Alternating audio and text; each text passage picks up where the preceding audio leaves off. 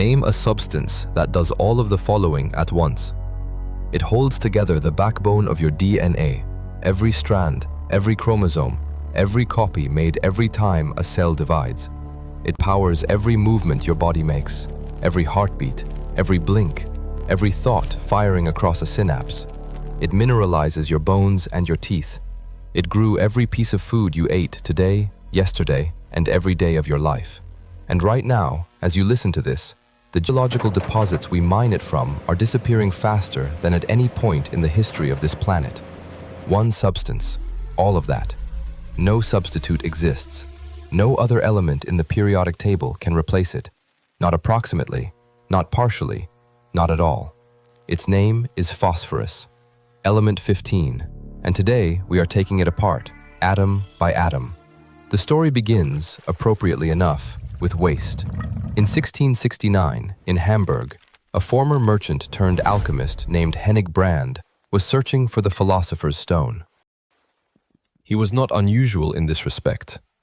Half the experimenters in 17th century Europe were pursuing the same prize, the mythical substance believed to transmute base metals into gold. But Brand had a theory that was unusual even by the generous standards of 17th century alchemy. Gold was yellow. Urine was yellow. Perhaps the golden essence could be distilled from concentrated urine if one heated it with sufficient patience. It is easy to laugh. It is harder to dismiss, because what happened next changed the history of chemistry. Brand collected urine, not a small amount. Estimates range from 50 buckets to over 5,000 liters, sourced from soldiers in barracks, friends, neighbors, whoever would contribute to the project. He boiled the urine in large vats until it thickened into a dark paste. He let the paste putrefy. Then he heated the residue in a clay retort, driving off volatile compounds step by step, raising the temperature higher and higher for hours. The process was foul. The smell was reportedly unbearable. But at the end, something appeared inside the vessel that Brand had never seen before. A waxy, white, translucent substance had condensed on the walls, and it was glowing, not reflecting light, not smoldering, glowing, with a steady, pale, greenish-white luminescence that came from the material itself. In the darkness of his laboratory, Brand watched a substance shine with no flame, no heat source, no external energy. He had not found gold. He had found element 15, and he named it phosphorus, from the Greek phosphoros, the light bearer. Brand kept his discovery secret for 6 years. He sold demonstrations of the glowing substance to wealthy patrons across Europe, charging handsomely for a private viewing of this cold light. Eventually, the secret leaked. Robert Boyle in England replicated the process, published it, and the element entered the scientific record. But phosphorus remained a curiosity for over a century, a party trick for aristocrats, a novelty in chemical cabinets. Nobody yet understood what it was, what it did, or why it mattered. The clue was in the bones all along, but it would take another 100 years before anyone thought to look. In 1769, exactly a century after Brand's discovery, a Swedish chemist named Carl Wilhelm Scheele demonstrated that bones contained large quantities of phosphorus, bound tightly to calcium in a mineral matrix. Bone ash, treated with sulfuric acid, yielded phosphoric acid and a precipitate of calcium sulfate. The connection was sudden and startling. The same glowing element that Brand had extracted from urine was a primary structural component of the skeleton. It was in teeth. It was in antlers and horns and eggshells. It was, in fact, in every vertebrate animal that had ever lived. And bones, unlike urine, were available in industrial quantity. Now the chemistry. Because phosphorus is not one substance, but several, and the difference between them is the difference between a medicine and a weapon. Phosphorus exists in multiple allotropes, different physical forms of the same element with radically different properties. The form Brand discovered, white phosphorus, is a waxy, translucent solid that spontaneously ignites in air above roughly 30 degrees Celsius. It glows in the dark through a process called chemiluminescence, a slow oxidation of the surface molecules that releases photons. White phosphorus is molecular, consisting of tetrahedral clusters of 4 phosphorus atoms bonded to each other in a strained, energetic arrangement. The strain is the key to its reactivity. The bonds want to break. The molecule is loaded with potential energy, eager to release it through combustion, oxidation, or any reaction that offers a more stable configuration. Red phosphorus is a different arrangement of the same atom. It forms when white phosphorus is heated in the absence of air. The tetrahedral molecules break apart and reassemble into long chains and networks, a polymeric structure that is far more stable. Red phosphorus does not glow. It does not ignite spontaneously. It is not acutely toxic. The two allotropes are chemically identical. Same element, same atomic number, same electron count, but physically and biologically, they could hardly be more different.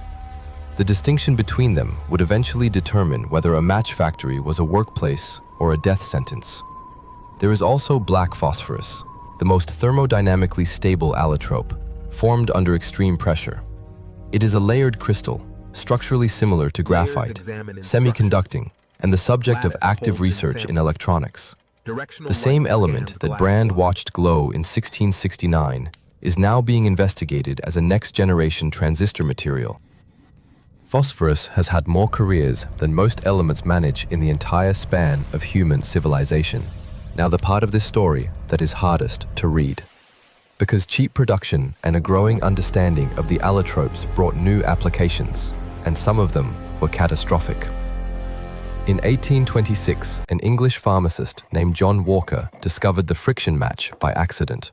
He coated wooden splints with a mixture of antimony sulfide, potassium chlorate, and gum, and found that dragging the coated tip across sandpaper produced a reliable flame. The invention spread rapidly.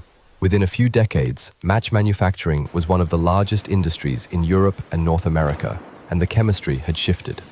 White phosphorus, the same waxy glowing allotrope that Brand had discovered, turned out to be an exceptionally effective match-head compound. It ignited at low temperatures. It struck reliably, and it was cheap. It also destroyed the people who made it. White phosphorus is acutely toxic. It burns on contact with air at concentrations above a threshold that is alarmingly low. In match factories, workers, many of them women, many of them children as young as 12, handled the substance for 10, 12, 14 hours a day. They dipped matchsticks into white phosphorus paste. They dried the coated heads on racks. They packed finished matches into boxes. The vapor was constant. It entered the body through the mouth, through the gums, typically through gaps left by decayed teeth, and it attacked the jawbone. The condition was called phosphorus necrosis of the jaw, known by the workers themselves as Phossy jaw. The bone tissue in the jaw began to die. The dead bone emitted a faint greenish glow in the dark. The same cold light Brand had marveled at in 1669, now shining from inside a living human face. The jaw swelled, abscesses formed. The smell of the rotting bone was strong enough to make colleagues at adjacent workstations nauseous. In advanced cases, the entire lower jaw had to be surgically removed. Many workers died of organ failure as phosphorus accumulated in the liver and kidneys.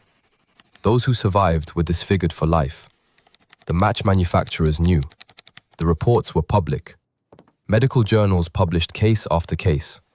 In 1858, the London hospital documented detailed accounts of match workers with exposed jawbones, visible through holes in the cheek where the tissue had simply dissolved.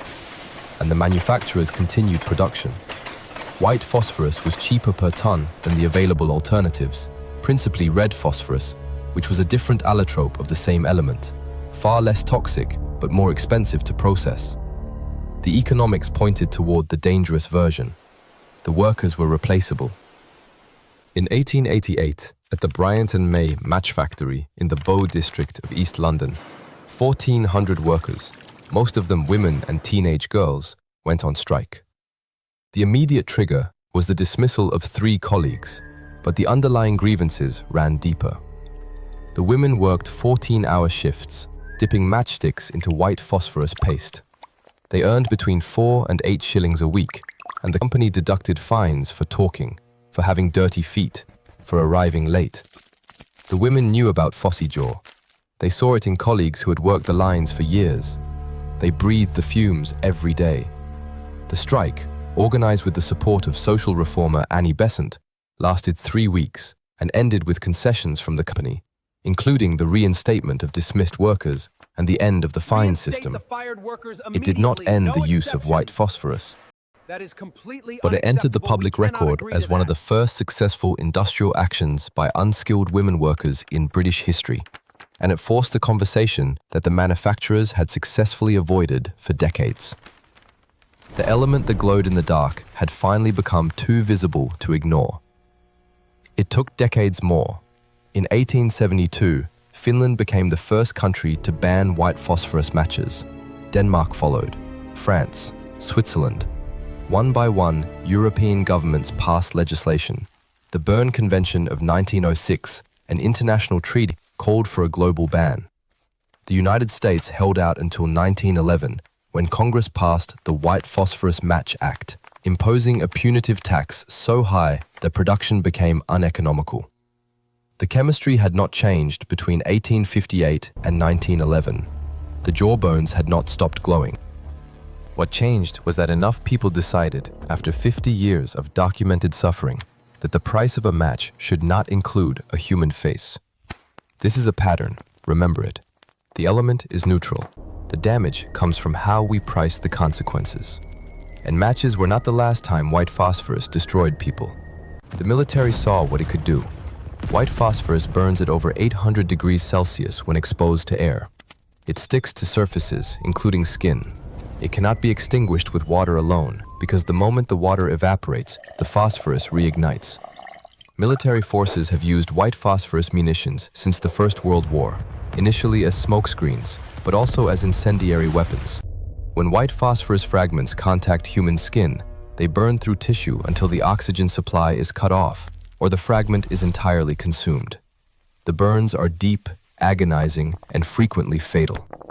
The Geneva Convention on Certain Conventional Weapons addresses incendiary weapons, but white phosphorus occupies a legal gray area because its primary classification in most military doctrines is as a smoke or illumination agent, not incendiary. The chemistry does not distinguish between purposes.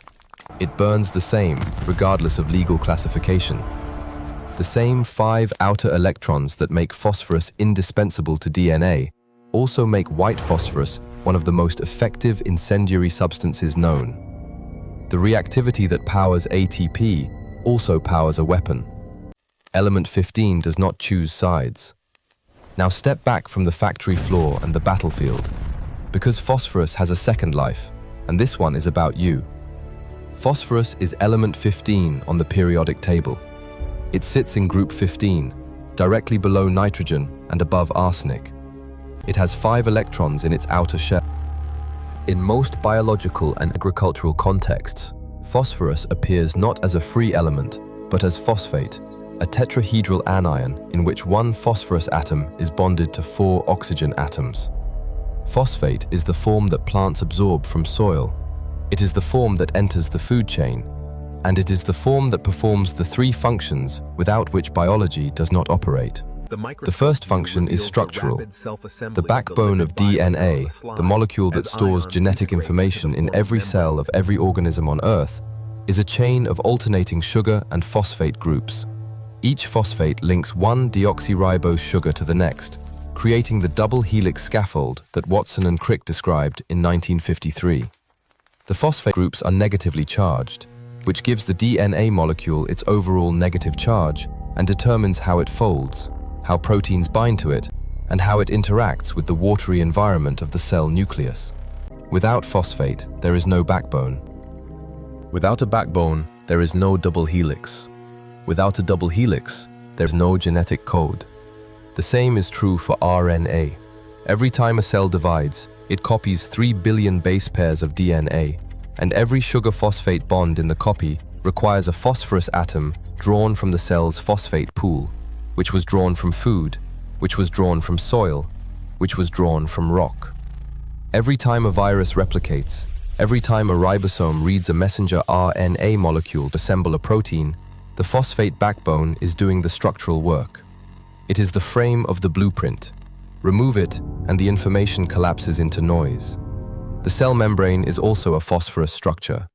Every cell in your body is enclosed by a lipid bilayer made of phospholipids, molecules with a phosphate head group attached to two fatty acid tails. The phosphate heads are hydrophilic, attracted to water. The fatty acid tails are hydrophobic, repelled by water. In an aqueous environment, phospholipids spontaneously arrange themselves into a double layer, heads facing outward toward the water on both sides, tails facing inward away from it. This bilayer is the boundary between the cell and its environment. Without phospholipids, there is no membrane. Without a membrane, there is no cell. The most basic definition of life, a self-contained chemical system capable of replication, depends on a phosphorus-containing boundary. The second function is energetic. There is a molecule whose technical name you do not need to memorize, though you should know what it does. Adenosine triphosphate, ATP. Every cell in your body uses ATP as its primary energy currency. When a muscle contracts, it spends ATP. When a neuron fires an action potential, it spends ATP. When your liver detoxifies alcohol, when your kidneys filter waste, when a white blood cell engulfs a bacterium, ATP is consumed. The molecule consists of an adenosine group attached to three phosphate groups in a chain. The bond between the second and third phosphate group is what chemists call a high-energy bond, not because it is unusually strong, but because breaking it releases a significant amount of free energy under cellular conditions. When the bond breaks, ATP becomes ADP, adenosine diphosphate, and the released energy drives the reaction that needed it. The cell then uses energy from food metabolism to reattach the phosphate group, and the cycle repeats. How much ATP does your body process? The numbers are startling. A human body at rest produces and recycles approximately 40 kilograms of ATP per day. During intense exercise, the rate increases. Over the course of a lifetime, the total mass of ATP synthesized and broken down in a single human body exceeds the mass of the body itself by a factor of tens of thousands. Each individual ATP molecule is recycled hundreds of times per day. And each one of those molecules contains phosphorus. There is no substitute. No other element in the periodic table can replace phosphorus in ATP, while maintaining the same energetic coupling that cellular machinery depends on. The third function is mineral. Bones and teeth are not simply calcium, as the popular understanding suggests. The mineral phase of bone is hydroxyapatite, a crystalline compound of calcium, phosphorus, oxygen, and hydrogen. Roughly 60% of bone mass is mineral, and roughly half of that mineral mass is phosphate. Without phosphorus, calcium has nothing to crystallize into. The skeleton would not form. Teeth would not harden.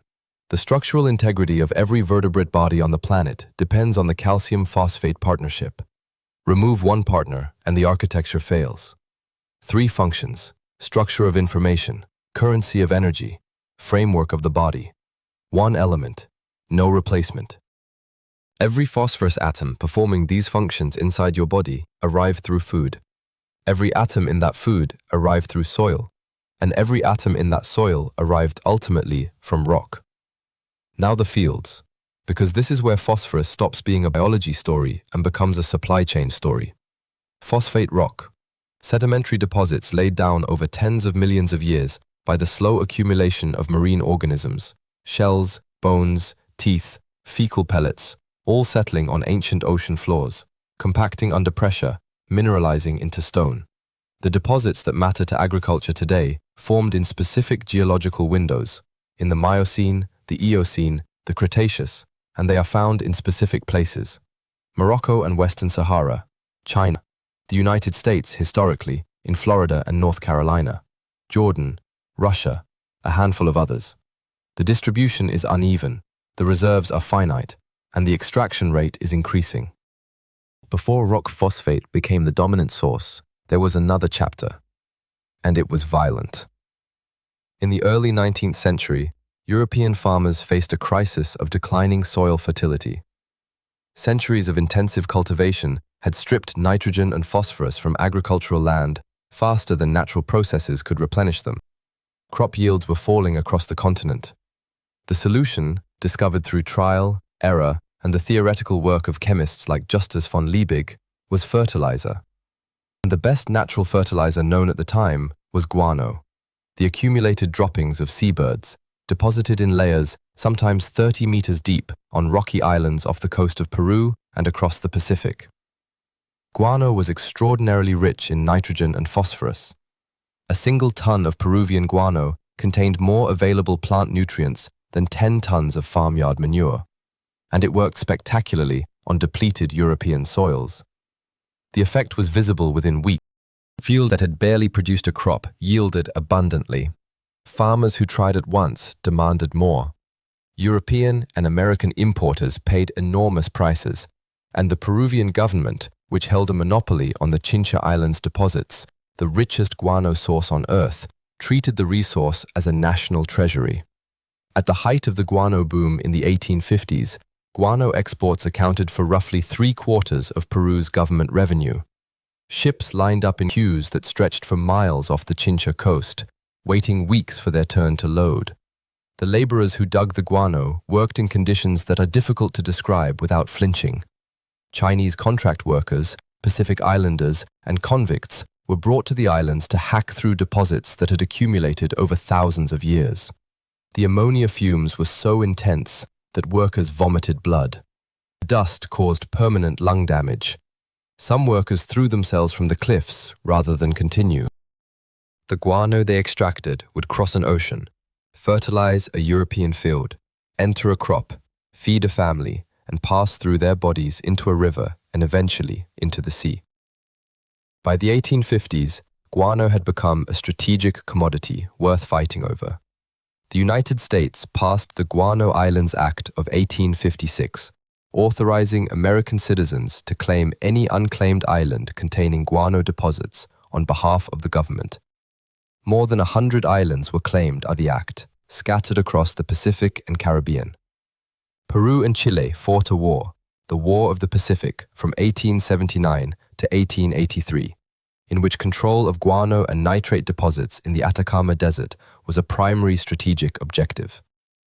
Bolivia lost its entire coastline in the conflict and has not regained it to this day.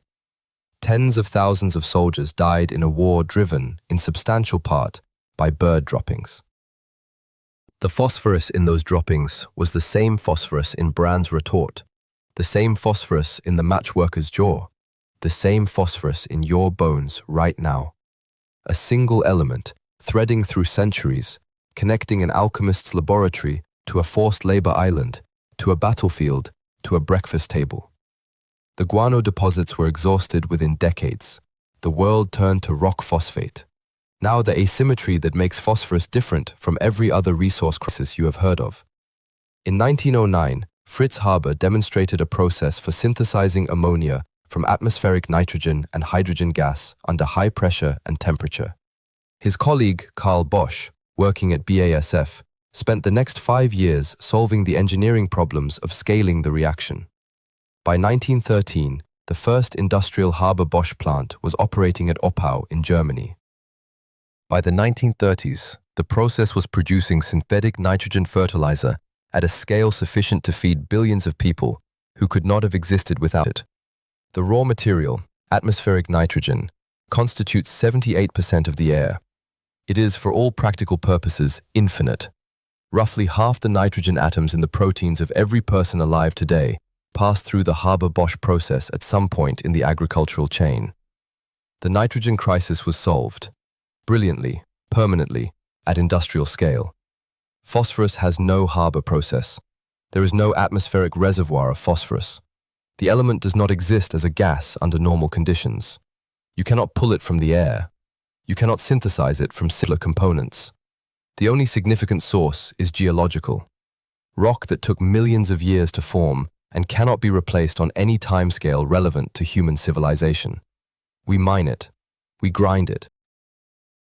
We treat it with sulfuric acid or phosphoric acid to make it soluble. We spread it on fields. Plants absorb it. Animals eat the plants. Humans eat the animals and the plants. And then, overwhelmingly, we excrete it into sewage systems that discharge into rivers, lakes, and oceans. The phosphorus washes downstream, settles on ocean floors, and begins the million-year journey back to rock. It does not return, not in any time frame that matters to agriculture. That is the phosphorus cycle, and unlike nitrogen or carbon, there is no atmospheric shortcut, no gas phase, no rapid return. It is the slowest of the biogeochemical cycles, and we are accelerating its one-way trip from land to ocean by mining it at rates that dwarf natural weathering by orders of magnitude. To grasp the scale of the mismatch, consider the numbers. Natural phosphorus weathering, the process by which rain and chemical erosion release phosphorus from exposed rock into soils and waterways, delivers roughly 15 to 20 million metric tons of phosphorus to the biosphere each year. Human mining currently extracts approximately 220 million metric tons of phosphate rock annually, roughly 10 times the natural rate. We are not supplementing the phosphorus cycle, we are overwhelming it, pouring an entire geological epoch's worth of accumulated nutrient into the agricultural system within the span of a few human generations. Now the geopolitics, because this is where it stops being chemistry and starts being a power map. The United States Geological Survey publishes reserve estimates annually. The numbers are contested, revised, and hedged with caveats, but the shape is consistent. Morocco and Western Sahara hold approximately 70% of the world's known economically recoverable phosphate rock reserves. China holds roughly 4%. The rest is distributed among Jordan, South Africa, Brazil, Russia, and a handful of others. Global production currently runs at around 220 million metric tons of phosphate rock per year, and demand is rising with population growth, changing diets in Asia and Africa, and the expansion of biofuel crops that consume phosphorus intensively. The geopolitics sharpen the problem further. China, which produces roughly a third of the world's phosphate rock, has periodically restricted exports to secure domestic supply for its own agricultural sector. In 2008, China imposed a 135% export tariff on phosphate, sending global prices soaring and triggering food price spikes in import-dependent countries across Southeast Asia and Africa. The tariff was eventually reduced, but the episode revealed the vulnerability. A single policy decision by a single government, acting rationally in its own national interest, could destabilize global food production. The system is brittle, and the brittleness increases as reserves concentrate into fewer hands. Consider for a moment the geography of dependency. In Bone Valley, a region of central Florida stretching roughly from Tampa to Lake Okeechobee, phosphate mining defined the landscape for over a century. The deposits there are shallow, accessible, and relatively high grade. The United States was once the world's leading phosphate producer, and Florida was the center of that production. By the late 20th century, Bone Valley's best deposits were substantially depleted. Production declined, mines closed. The land left behind is a strange terrain of artificially flattened ground, reclaimed pits filled with treated wastewater, and vast gypsum stacks, mountains of calcium sulfate waste, some rising 30 meters above the surrounding flatlands, laced with trace radioactive elements brought up from the phosphate ore. The environmental footprint of a century of mining is visible from orbit, and the phosphorus that came out of those pits is largely gone, flushed through the agricultural cycle and dispersed into the Atlantic and the Gulf. Florida's decline shifted the center of gravity to Morocco. The OCP Group, Office Chérifien des Phosphates, is a Moroccan state-owned enterprise founded in 1920 and now one of the largest fertilizer producers on Earth. Its operations span the enormous Khouribga mining complex in central Morocco, the Gantour deposits further south, and the Boukra mine in Western Sahara, a territory whose political status remains disputed under international law, where the Sahrawi people and the Polisario Front contest Moroccan sovereignty. The phosphate extracted from Boukra travels on one of the longest conveyor belts in the world, roughly 100 kilometers across the desert to the port of El Ayoun, where it is loaded onto ships bound for India, Brazil, and Europe. The geopolitics of phosphorus increasingly resemble the geopolitics of oil in the mid-20th century. A critical resource, concentrated supply in a small number of jurisdictions, global dependence on stable extraction and predictable pricing. And one crucial difference: oil has substitutes: solar panels, wind turbines, nuclear reactors, electric vehicles, heat pumps, hydrogen fuel cells, geothermal systems. Dozens of technologies compete to replace fossil fuels, and several are succeeding at scale. Phosphorus has no substitute. No alternative element in the periodic table performs the same biological functions. No synthetic molecule replicates what phosphate does in DNA, in ATP, in bone. If the phosphorus supply contracts, the food supply contracts proportionally. This is not a policy argument, it is stoichiometry. At current extraction rates, most estimates place the remaining economically recoverable reserves at somewhere between 50 and 300 years. The range is wide because geology is uncertain, economics evolve, and what qualifies as a reserve depends on the price you are willing to pay per ton. Lower-grade ores are abundant, but demand more energy to process. Higher-grade ores are cheaper to mine, but concentrated in fewer locations. The practical question is not when the last ton is mined. The practical question is when extraction costs rise high enough that fertilizer becomes unaffordable for subsistence farmers in South Asia and Sub-Saharan Africa, the regions where population growth is fastest and food security is most fragile. That is peak phosphorus, not the last ton, the turning point, the moment when global production plateaus or declines, regardless of how urgently the world needs more. Some researchers place it within 50 years, others push it to the end of the century. The precise date is debated, the trajectory is not. Production cannot increase forever from a finite deposit, and the steeper the climb, the sharper the eventual decline. The closest historical analogy is instructive but incomplete. Peak oil, proposed by M. King Hubbert in 1956, predicted that petroleum production would reach a maximum and then decline. For conventional oil fields, the prediction was broadly correct, but technology extended the timeline. Hydraulic fracturing opened shale formations. Alternative energy sources reduced demand growth. Peak phosphorus offers no comparable escape route. You cannot frack phosphorus from shale. You cannot drill for it in deep ocean sediments. There is no renewable substitute growing in a field somewhere. The deposits are sedimentary. They formed once. They are being consumed. They will not form again within any time frame that matters to the civilization consuming them. Now the water. Because phosphorus is simultaneously running out where we need it and drowning the places where we do not. When phosphorus fertilizer washes off agricultural fields into rivers, lakes, and coastal waters, it feeds algal blooms. The mechanism is direct. Algae need phosphorus to grow.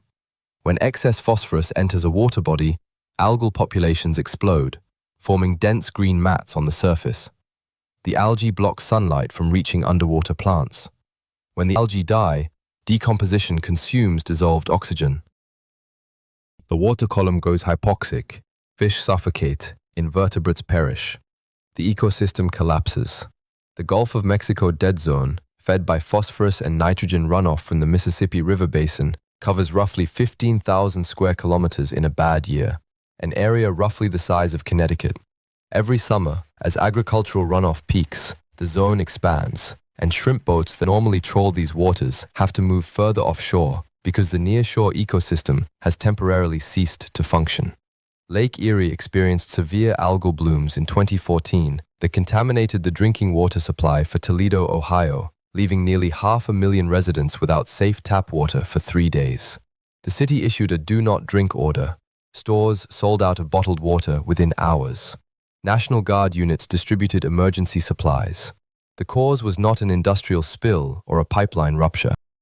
It was phosphorus from farm fields in the Maumee River watershed, applied as fertilizer months earlier, washing into the lake during spring rains. Lake Winnipeg, the Baltic Sea, Lake Taihu in eastern China, which supplies drinking water to more than 2 million people, and experienced a bloom in 2007 so severe that the city of Wuxi lost its water supply for nearly a week. The list is long and growing. In every case, the mechanism is the same. Phosphorus that should be in the soil is in the water instead. We are simultaneously running out of phosphorus where we need it and drowning in phosphorus where we do not. The element is in the wrong place, not by chance, but by the logic of a supply chain that treats a cyclical, irreplaceable nutrient as a one-use commodity. Extract it, spread it, flush it, mine more. A linear chain for a cyclical element. The mismatch is structural. Now the question that matters, can the loop be closed? In Amsterdam, a wastewater treatment facility operated by Waternet runs a phosphorus recovery system that captures phosphate from human sewage. The process precipitates struvite, a mineral of magnesium, ammonium, and phosphate from the liquid waste stream. The struvite crystals are dried, pelletized, and sold as slow-release fertilizer. The phosphorus that entered the system as food, passed through human bodies, and arrived as sewage is returned to agricultural soil. The loop, or a fraction of it, closes. An engineer named Kees Buisman, working at Wageningen University in the Netherlands, spent over a decade developing nutrient recovery technologies for sewage, manure, and industrial effluent. The processes work. Struvite precipitation, membrane filtration, acid leaching from sewage sludge ash, all demonstrated at pilot and commercial scale. Several European countries have begun mandating phosphorus recovery from large wastewater treatment plants. Germany passed legislation in 2017 requiring phosphorus extraction from sewage sludge by 2029 for large facilities.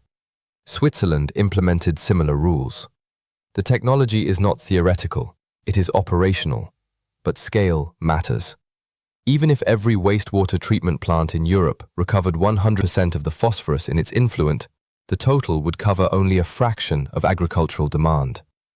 The majority of phosphorus enters the environment not through sewage, but through agricultural runoff, manure mismanagement, and food waste, pathways that are far harder to intercept.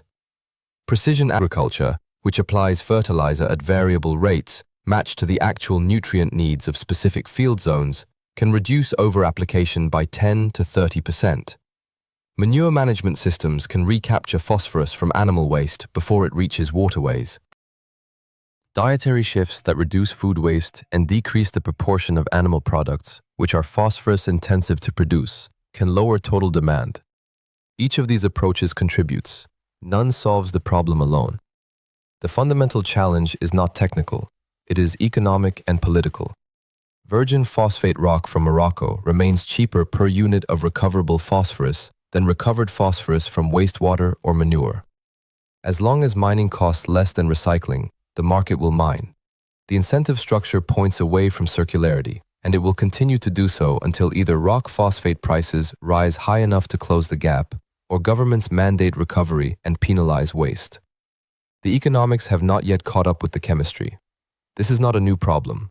It is the same structure that kept white phosphorus in match factories for 50 years after the disease was documented and the safer alternative was available. The cost of change was visible. The cost of inaction was larger, but distributed among people who did not sit on procurement committees. The chemistry does not care about economics, but the supply chain does. Where does that leave us? Phosphorus is element 15, atomic number 15. Electron configuration 285. Those 5 outer electrons make it reactive, versatile, eager to form bonds, and impossible to replace in the roles it fills. It bonds with oxygen to form phosphate. Phosphate bonds with sugar and nitrogenous bases to form nucleotides. Nucleotides chain together into the backbone of DNA and RNA. Phosphate bonds with adenosine to form ATP, the energy currency of all life. Phosphate bonds with calcium to form hydroxyapatite, the mineral that gives bone and tooth their hardness. Every living cell on Earth contains phosphorus. Every organism that has ever existed required it. No workaround exists. No substitute element performs the same functions with the same fidelity. Phosphorus is not merely important to biology, it is mandatory. And it comes from rock. Finite, non-renewable, geographically concentrated, economically mispriced, and consumed in a linear chain that terminates in the ocean. We solved the nitrogen problem a century ago with an elegant process that draws from the atmosphere, an effectively infinite supply. We have not solved phosphorus. The timeline is geological, not political, and geological timelines do not pause for budget cycles. The next time you sit down to eat, consider what is on your plate, not the flavors, not the nutrients listed on a packaging label, but the atoms. Every calorie in front of you passed through a phosphorus atom at some point in the supply chain. In the soil, where the plant absorbed phosphate through its roots. In the leaf, where phosphorus formed part of the ATP that powered photosynthesis. In the seed, where it built the DNA carrying the genetic instructions for the next generation. In the animal, if there was one, where it mineralized the skeleton and fueled every muscular contraction. That phosphorus atom came from rock.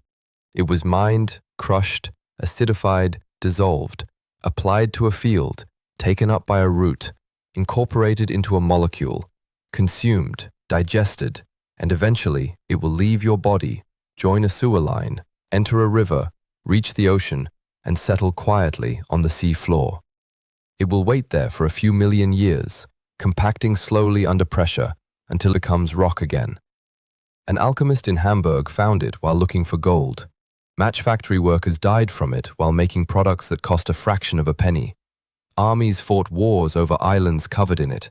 A German chemist solved half the fertilizer problem and left the other half untouched. A mine in Morocco grows wider every year, and satellite images cannot tell you whether this is prosperity or countdown. The same 5 electrons in the outer shell, forming the same bonds, breaking the same way in urine and in DNA, in a jawbone and in an ATP molecule, in a depleted Florida pit and in a grain of wheat. Phosphorus connects to everything alive, but there is an element that connects to everything that pretends. An element that sat in the periodic table for 200 years with a label that said stable, while inside its nucleus, something was quietly falling apart. That is for next time.